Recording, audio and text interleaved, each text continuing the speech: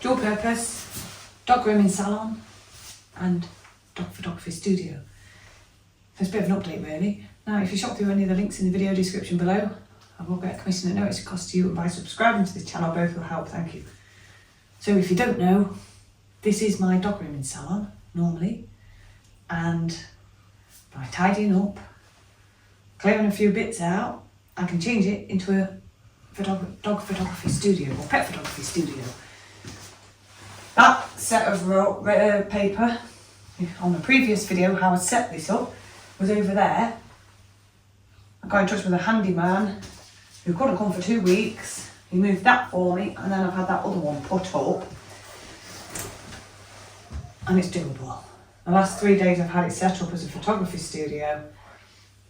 Yeah, very good. Very, very good. The only problem is it's almost like a pop-up studio, but they are permanent. And what I've done since they've been put up is covered them in plastic so that they don't get covered in dog hairs and they don't get damp. I've put some hooks on the wall so I can hang all my modifiers, all the umbrellas and bits and bobs. But all that is going to have to come out, which is what I'm about to do now, put it all away. This platform what I made, which you saw in the other video, how I set this up, lives over there. I've reduced the cages for the dogs for the grooming. They just go over there, they fit in. I don't have that many dogs in at the same time. So yeah, it's very good. No one can book yet, but I have actually got bookings. I've got 2 pups coming in a couple of weeks. Once they're fully vaccinated, they are coming for a photo shoot. I mean, you're going to get negative comments and you're going to get positive comments. I'm not even going to talk about the negative ones, but a man, quite a few years ago, he's got one of these dogs. I photographed his dog and he's got a new one, a different breed of dog, what we brought for grooming, and he walked in, he actually is a really good photographer himself, doesn't do photograph dogs. And he said, oh, they look really good. He said, I'll be booking one of those, which is good, isn't it, already? And I've not had time to get the website in order so that people can book. But obviously, if you groom dogs or if you photograph dogs, think how you're going to do both. I've taken a day out of the dog grooming week. So some dogs have already been told that they cannot be groomed anymore by me to make space for it. Because originally, 6 years ago when I set this up, it wasn't actually supposed to be here. There was a big mill down the road and a man had offices for rent, and he messed me about for 3 months, but basically he didn't want the grooming in the offices because I told him I want to do dog photography and I want to do dog grooming.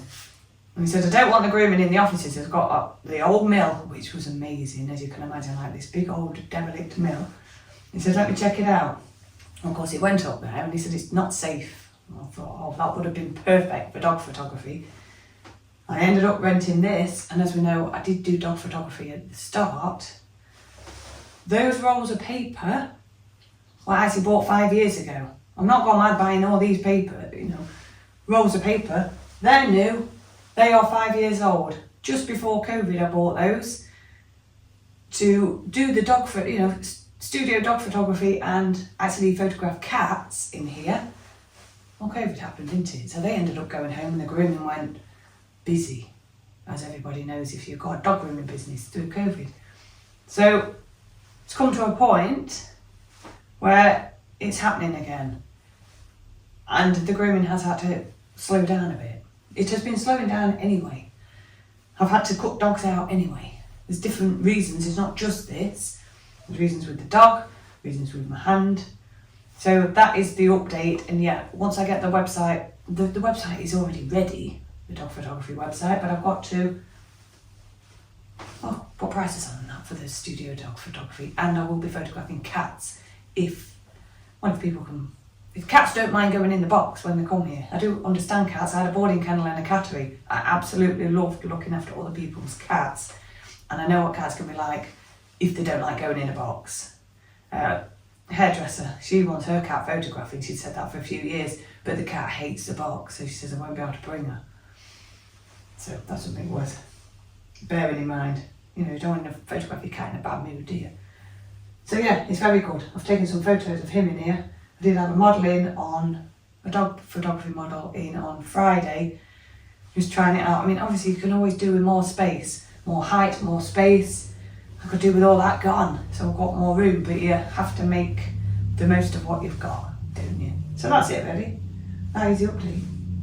I just got to put it all away and put it back to a grooming room now. So there you go. There will be stuff on the website soon, so you can book. Very good.